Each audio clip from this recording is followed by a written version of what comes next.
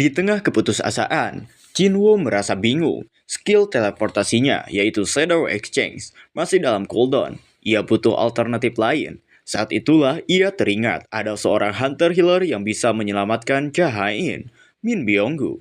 Jinwoo berniat membangkitkannya, tetapi ada masalah besar. Kamera masih merekam, ia tidak ingin dunia mengetahui skill tabunya, yaitu membangkitkan mayat. Dengan tatapan tajam, Jinwoo menoleh ke arah kameramen. "Bisakah kau matikan kameranya sebentar?" tanyanya. Namun, si kameramen hanya berdiri terpaku, tak tahu harus berbuat apa. "Cepatlah, kalau tidak akan kuhancurkan kameramu," ujar Jinwoo dengan nada mengancam. Meskipun bingung, kameramen itu akhirnya menuruti permintaan Jinwoo. Begitu siaran terputus, Jinwoo segera mengumpulkan pasukan bayangannya dan memberi perintah. "Cari jasad Hunter Min Byung-gu." Baek Yeon-ho yang melihatnya tampak kebingungan.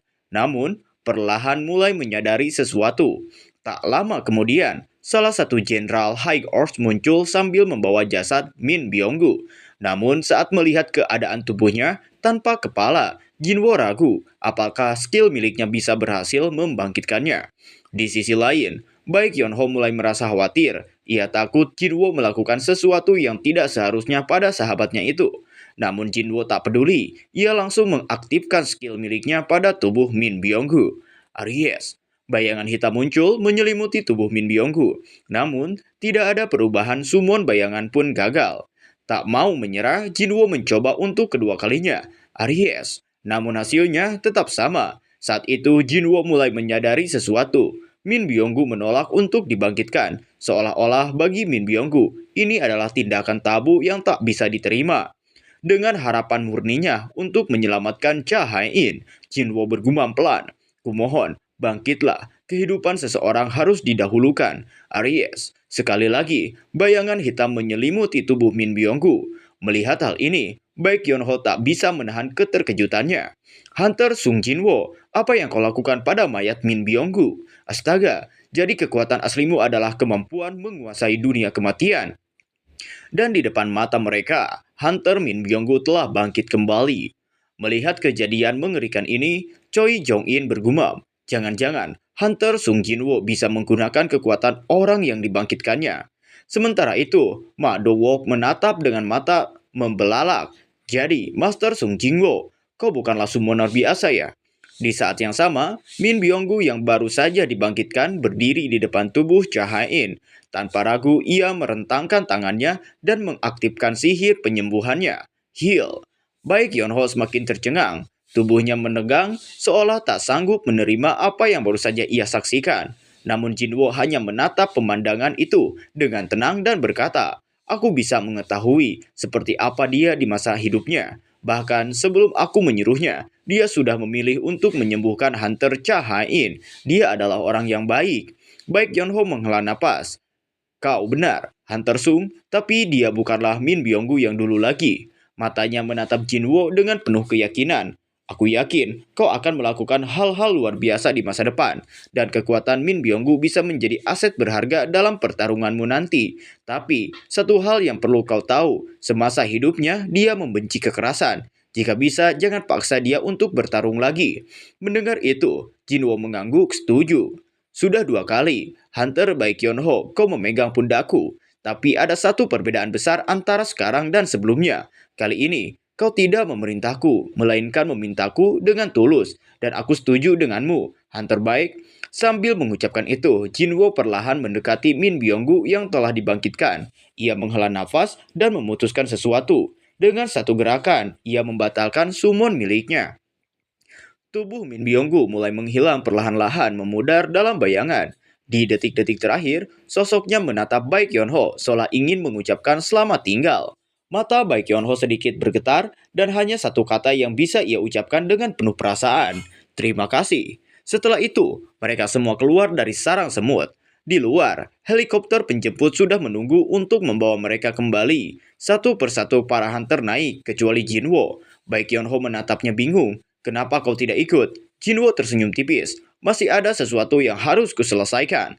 Ia menatap langit, masih banyak semut raksasa yang bertebaran di atas. Tanpa ragu, Jinwoo melangkah ke depan lalu memanggil Kaisel. Seketika itu juga, makhluk raksasa bersayap muncul dari bayangan.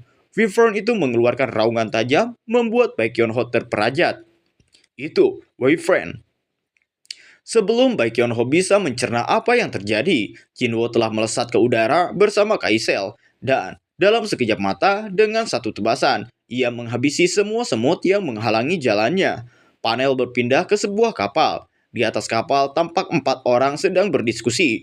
Namun yang paling mencolok di antara mereka adalah Minoru, yang duduk dengan wajah penuh ketakutan dan depresi. Dengan suara bergetar, ia menjelaskan betapa mengerikannya salah satu monster semut yang mereka hadapi. Bahkan, Goto pun tidak akan sanggup mengalahkannya.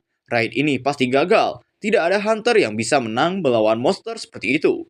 Di sisi lain, Reiji hanya menyeringai, santai dengan nada datar. Ia menanggapi, raid di Pulau Jeju telah selesai. Monster yang kau takuti itu sudah musnah. Mata Minoru membelalak tak percaya. Apa? Apa kau bilang? Itu tidak mungkin. Meski terlihat tenang, dalam hati Reiji pun terkejut. Ia setuju dengan Minoru. Tidak mungkin ada hunter yang lebih kuat dari Goto Ryuji, ketua guild mereka. Tapi kenyataan berbicara lain. Dari semua ini, satu hal yang kini ia pahami. Sung Jinwo bukanlah hunter biasa. Kekuatan pria itu bahkan melampaui Goto. Tiba-tiba, seorang awak kapal datang dengan ekspresi panik. Di luar, ada kawanan semut yang mendekati. Serentak, semua kapal bersiap menembakkan senjata mereka ke arah monster-monster yang tersisa. Namun sebelum mereka sempat melepaskan tembakan, pasukan bayangan Jinwo sudah lebih dulu membantai kawanan semut itu dengan mudah.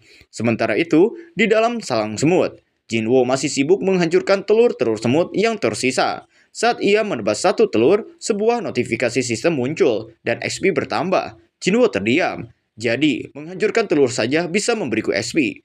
Merasa bosan dan tak tahu harus melakukan apa lagi, ia mulai menyortir semua lot yang ia dapatkan. Saat sedang melihat inventorinya, matanya tertuju pada sebuah longsword yang baru ia dapatkan. Dengan rasa penasaran, ia mengeluarkan pedang tersebut dan mulai memutarnya di tangannya. Mari kita coba. Dalam satu tebasan yang luar biasa cepat dan kuat, seluruh telur di hadapannya langsung lenyap. Naik level. Hunter Sung Jinwo telah mencapai level 100. Sementara itu, di suatu tempat, terlihat 2 orang yang sedang menonton aksi Sang Jinwo. Mereka bergabung dalam organisasi pemerintahan Amerika, Biro Hunter, yang bertugas merekrut hunter bertalenta dari seluruh dunia. Ketua organisasi ini adalah David Bradman, sementara wakilnya adalah Michael Connor. Mereka berdua terpukau dengan aksi Sung Jinwo dalam raid di Pulau Jeju. Saking asiknya menonton, David sampai lupa waktu dan tanpa sadar sudah masuk waktu subuh. Sementara itu, Michael sangat tertarik dengan hunter tersebut. Menurutnya, tidak ada satupun hunter di dunia ini yang sanggup memanggil ratusan monster seperti yang dilakukan oleh Sung Jinwo. Mendengar pendapat wakilnya, David pun setuju. Ia lalu bertanya, apa yang kau ketahui tentang hunter ini, Michael? Michael kemudian menyarankan sebuah berkas yang berisi informasi tentang Sung Ai-hwan.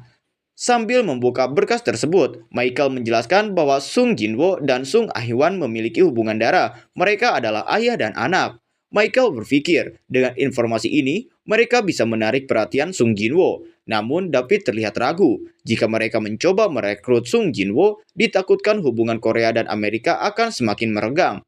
Namun, Michael tetap yakin, meskipun resikonya besar, hunter Sung Jinwo adalah aset yang patut diperjuangkan.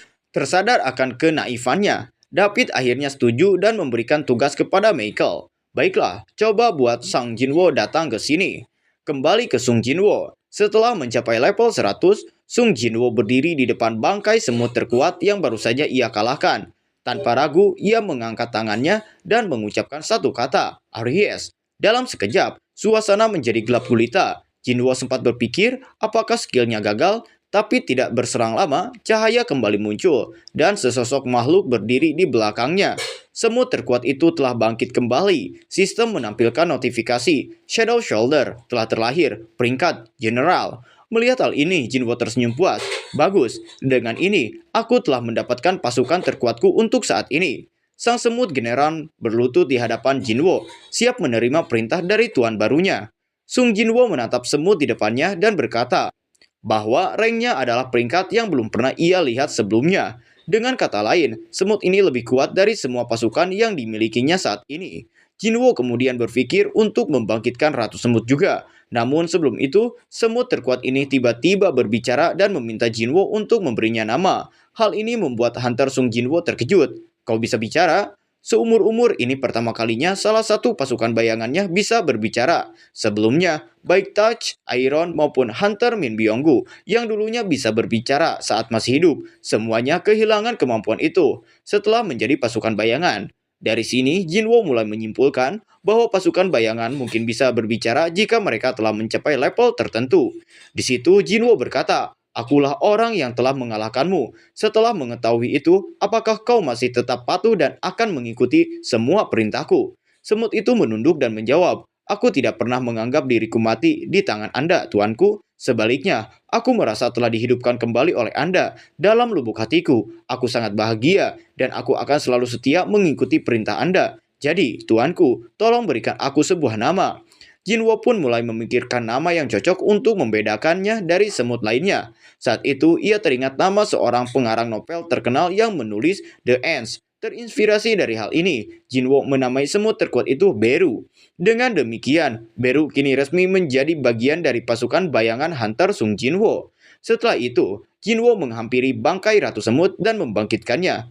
Sama seperti Beru, Ratu Semut memiliki rank general, tetapi ada satu perbedaan besar. Begitu ia dibangkitkan, semua prajurit semut langsung terkoneksi dengannya. Dengan kata lain, perintah mutlak atas pasukan semut kini berada di tangan sang ratu, bukan Sung Jinwo lagi. Jinwo pun bertanya kepada Beru, apa yang sebenarnya terjadi? Beru menjelaskan, kemampuan utama Ratu Semut adalah mengendalikan koloni semut dan bereproduksi. Namun, tanpa tubuh aslinya, kemampuan itu tidak akan bisa diaktifkan lagi. Selain itu, Ratu Semut juga tidak memiliki kemampuan bertarung. Mendengar penjelasan tersebut, Jinwo memutuskan untuk membatalkan extraction summon pada sang ratu. Dengan begitu, Ratu Semut tidak jadi dibangkitkan lagi.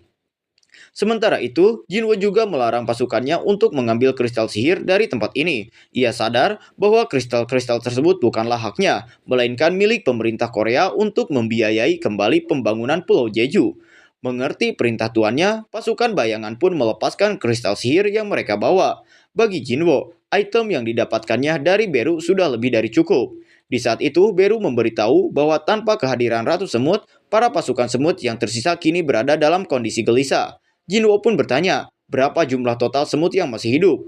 Beru menjawab, sebelum raid hari ini ada sekitar 8.700 semut. Sekarang jumlah yang tersisa adalah sekitar 4.000, tuanku. Jinwo menghela napas panjang, lalu berkata, kupikir akan memakan cukup banyak waktu untuk membasmi mereka semua. Aku tak habis pikir, masih banyak yang tersisa. Jika itu kau, apakah kau bisa menghabisi mereka semua? Beru pun menjawab tanpa ragu, jika itu yang Anda inginkan, maka akan aku lakukan, tuanku. Sementara itu, di atas kapal, di tengah derasnya hujan, Jongsu dan Yontae memperhatikan gerombolan semut yang bergerak menuju mereka.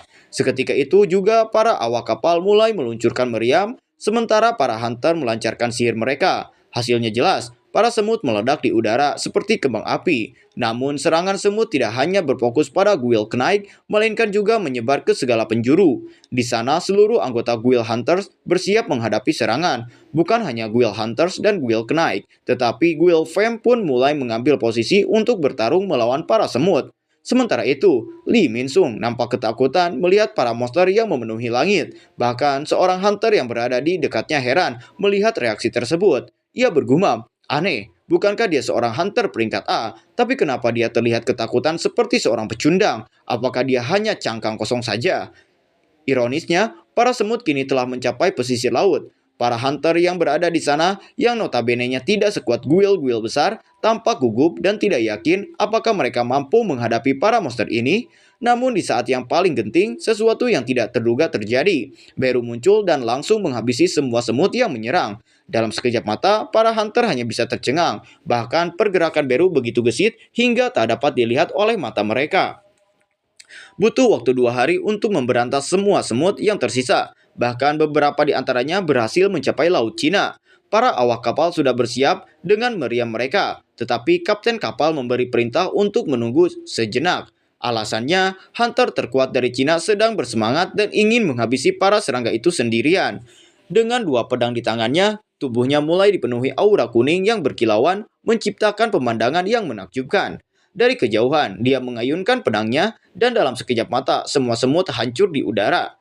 Tubuh mereka terpotong-potong dan jatuh ke laut. Hunter Cina ini kemudian tersenyum tipis dan berkata, andai saja semut yang dilawan Sung Jinwo masih hidup, mungkin pertarungan ini tidak akan sesederhana dan membosankan seperti ini. Di sebuah ruangan mewah, seorang wanita bernama Laura bersama hunter nasional Thomas Andre. Mereka sedang menyaksikan aksi Sung Jinwo di Pulau Jeju melalui siaran. Laura menyimpulkan, kemungkinan besar hunter Sung Jinwo lah yang telah menghabisi kakakku Huang Dongsu. Itulah sebabnya Dongsu sangat dendam padanya. Mendengar itu, Thomas Andre, ketua guild Scavenger, menghela nafas. Sungguh disayangkan. Jika memang begitu, aku perlu memiliki alasan yang cukup kuat sebelum bertemu dengan Hunter Sung Jinwo. Laura lalu bertanya, lalu apa yang akan kau lakukan jika Sung Jinwo mengincar Dongsu? Dengan tatapan dingin, Thomas menjawab, Dongsu adalah bagian dari Guild Scavenger, dan Guild Scavenger adalah milikku. Aku tidak akan pernah memaafkan siapapun yang berani menyentuh barang milikku, bahkan jika itu adalah pemerintah Amerika sekalipun. Hari ketiga raid di Pulau Jeju, malam itu sangat cerah. Satuan militer dan guild kenaik sengaja dibentuk untuk berjaga-jaga jika terjadi sesuatu. Salah satu hunter langsung tergoda saat melihat kristal sihir di genggamannya. Namun, rekannya segera menegurnya. Hei, itu bukan hak kalian. Sementara itu, Jongsu mempersilahkan para militer untuk masuk dan meyakinkan mereka agar tidak takut akan keberadaan monster. Menurutnya, ia tidak mendeteksi adanya monster di sekitar. Namun, ketika seekor semut muncul, ia langsung menebasnya. Setelah aksinya itu, Jongsu bersikap sok keren dan berkata, tak perlu khawatir, meskipun masih ada semut, kami akan selalu melindungi kalian. Di saat yang bersamaan, muncul seorang pria gondrong dengan pakaian mirip Tarzan. Pria yang muncul di hadapan mereka adalah Beast Monarch atau Monarch Fangs Rakan. Park Jong-soo terkejut karena seharusnya satu-satunya orang di Pulau Jeju hanyalah dirinya dan para tentara militer yang dikirim oleh asosiasi. Dengan rasa waspada, Jong-soo bertanya, siapa dirimu? Tunjukkan identitasmu. Sementara itu, Yontae dan yang lainnya mulai panik. Mereka bingung apakah sosok di depan mereka ini manusia atau monster. Namun, Monarch of Fangs tiba-tiba mengucapkan sesuatu yang tidak dimengerti oleh para hunter. Dari situ, Jong-soo pun menyadari bahwa makhluk yang berdiri di hadapannya bukanlah manusia, melainkan monster. Tiba-tiba, suara jentikan jari terdengar, membuat semua hunter dan pasukan militer seketika jatuh terkapar, seolah-olah suara itu memiliki kekuatan luar biasa. Saat itulah seseorang muncul di belakang Rakan. Dia adalah Monarch of Frost, Silad. Rakan menatap Silad dan bertanya, apa yang kau lakukan? Dengan tenang, Silad menjawab, tidak perlu membuat keributan. Aku hanya menidurkan mereka untuk sementara. Mereka berdua merasakan kehadiran kekuatan yang familiar, sesuatu yang sudah mereka kenal sebelumnya. Namun mereka tidak mengerti mengapa seseorang dengan kekuatan itu memilih untuk membantu manusia. Dan ya, yang mereka maksud adalah Sung Jinwo yang menggunakan kekuatan Shadow Monarch. Sebuah keberadaan yang langsung mereka sadari. Silad kemudian memutuskan untuk pergi lebih dulu, tidak ingin terlibat lebih jauh dalam masalah ini. Melihat hal itu, Rakan mencemoohnya. Dasar pengecut, kau tidak berani bertindak sekarang juga. Namun setelah berpikir sejenak, Rakan pun menyadari bahwa keputusan tidak harus diambil saat ini juga. Biar seseorang yang lain yang menanganinya, gumamnya. Dengan itu, Rakan memutuskan untuk pergi meninggalkan Pulau Jeju. Dengan satu tebasan cakarnya, dia membelah ruang di hadapannya dan menghilang ke dalamnya. Setelah raid di Pulau Jeju berakhir, keributan terjadi di mana-mana. Terlihat Sung Jinwo yang dikerubungi oleh para wartawan karena raid ini merupakan raid Get Rank S pertama bagi Sung Jinwo sebagai Hunter Rank S. Namanya mulai disebut-sebut oleh banyak pihak. Dengan cepat ia dikenal sebagai Hunter yang luar biasa. Namun seperti biasa, netizen tidak selalu bijak dalam memilih kata-kata, baik saat mengapresiasi maupun menghina seseorang. Meskipun banyak yang memujinya, ada pula yang terus mencemoohnya. Sung Jinwo pun tidak bisa menghindar dari berbagai kritik yang ditujukan kepadanya. Tentu saja ada juga orang-orang yang tetap mendukungnya, namun kritik terhadapnya semakin sulit dibantah karena adanya korban dalam raid tersebut, yaitu Hunter Min Byung-gu. Terlihat Sung Jinwo sedang berada di pemakaman Hunter Min Byung-gu. Ia melirik Baek Yeon-ho yang berjalan melewatinya. Baek Yeon-ho berkata, percayalah pada dirimu sendiri, Hunter Sung, karena dirimulah kisah tragis ini bisa dihentikan. Terima kasih. Jinwo kemudian menoleh ke arah Cha Hain. Saat tatapan mereka bertemu, Cha Hain tersipu malu. Sementara Jinwo justru tidak menyadari apapun seperti orang bodoh. Jinwo kembali mengalihkan pandangannya ke pemakaman. Raid Pulau Jeju kelima dengan total 4.801 hunter berpartisipasi, di mana 727 diantaranya hanyalah hunter dengan kebangkitan biasa. Dalam raid ini, 64 hunter dan 32 warga sipil tewas, sebuah tragedi dengan jumlah korban yang tidak sedikit. Namun dibandingkan dengan 4 percobaan sebelumnya, raid kali ini memiliki jumlah korban paling sedikit. Setelah pemakaman selesai, Sung Jinwo terlihat duduk bersama Go Gunhye. Go Gunhye terkejut saat mendengar bahwa Jinwo ingin membentuk guildnya sendiri. Namun ia segera menjelaskan bahwa seorang hunter rank S tidak memerlukan izin untuk menjadi guild master. Cukup melaporkannya kepada asosiasi dan mereka akan mengurus sisanya.